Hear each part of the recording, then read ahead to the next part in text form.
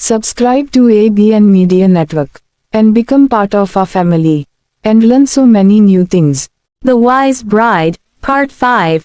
She thought he might say something like, "We should start saving for our future. We'll have a family one day, and we need to plan ahead." But Faik quickly crushed that hope. "I need a new phone," he said. "I've been using this one for 3 years. I'm done with it. All my friends have the latest models, and I'm still stuck with this." He pointed at his phone with boredom. Rameen could only sigh quietly. Aunt Musarat from next door had come to visit. In just a few days, Rameen had become familiar with all the ladies in the neighborhood. They usually came to see her mother-in-law, but it was her father-in-law who gave them full company. Brother Shabir, they kept calling him that with great warmth, and poor Nazma auntie hardly got a moment to sit with them. "Nazma, Sister Musarat is here. Make sure to fry some kebabs with the tea," her husband would call out. Nazma would sigh deeply and head toward the kitchen. "Prices are already sky high, and your father-in-law insists on this kind of hospitality every time," she muttered to herself. "I made these kebabs so I could serve only lentils and vegetables for the rest of the week.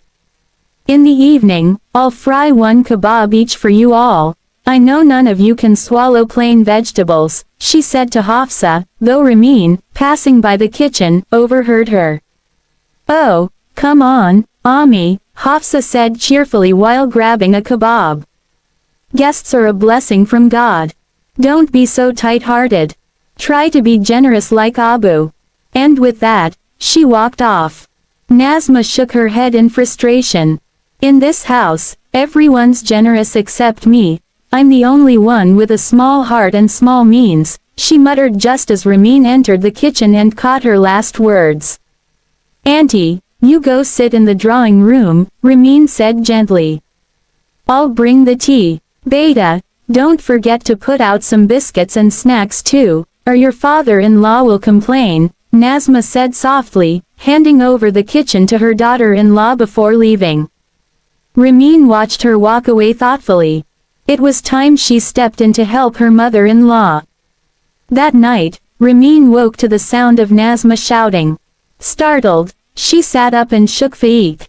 "Please check what's going on. I think Auntie's upset with someone." Faik listened for a moment.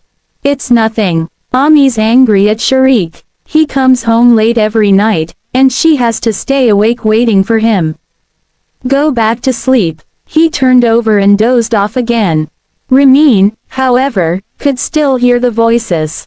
Now it was her father-in-law scolding his wife, warning her that scolding grown-up children too much would only drive them away. Rameen felt a wave of pity for Nazma. The truth was clear. The children were spoiled by their father's overindulgence. They thought their mother was always wrong and themselves always right. Rameen knew she had to do something for her poor mother-in-law. The next morning, Nazma said at breakfast, "Faik Beta, my pension has arrived. Take my ATM card and withdraw the money after work." "Okay, Ami," he said casually.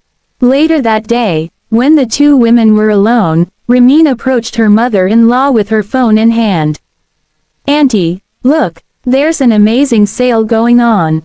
I've already booked 1 dress for myself. You should pick 1 or 2 too, they're selling out fast."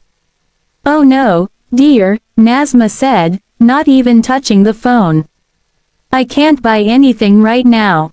"But the season's changing," Rameen insisted. "You've been wearing the same few outfits for months. The prices are really good, you should take advantage. At least buy 2. "I said no, Rameen.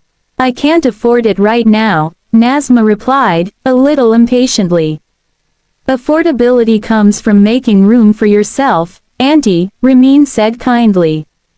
"And besides, your pension just came in today.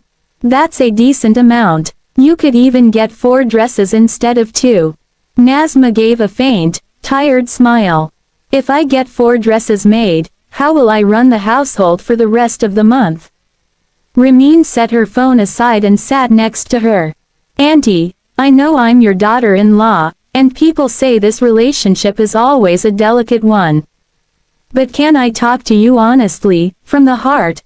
Nazma looked surprised. Of course, Beta, what is it? Tell me. Promise me you won't just listen, you'll actually consider what I say, Rameen said softly.